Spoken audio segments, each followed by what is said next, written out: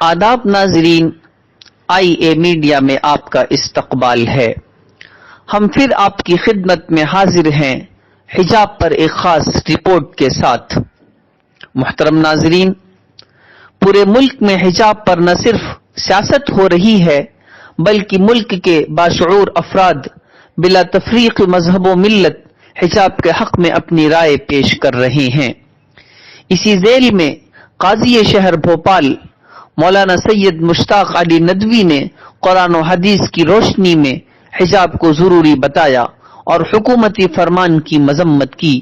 پیش ہے یہ رپورٹ۔ ایک اچھی عورت دی، اچھی عورت نمبر 1 کی چیز ہے، اس لیے ہم نے یہ بات آج کہی ہے۔ ہم نے تمام ایمان والوں سے خاص طور سے اور تمام انسانوں سے کہنا چاہتے ہیں کہ مالک کی بتائی ہوئی تعلیمات پر عمل کریں گے تو پوری انسانیت کا فائدہ ہوگا، پوری مانوتا کا فائدہ ہوگا اور ہم اچھی زندگی گزار سکیں گے۔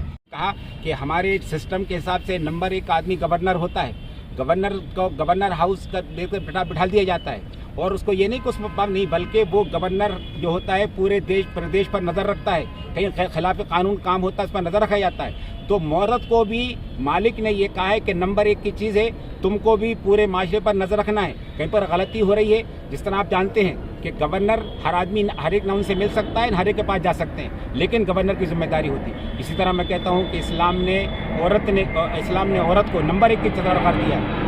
پیغمبر اسلام حضرت محمد مصطفیٰ صلی اللہ علیہ وسلم کا فرمان ہے کہ دنیا کے اندر مالک نے ایمان کے بعد تمام انسانوں کا نمبر 1 کی چیز دی، ایک اچھی عورت دی۔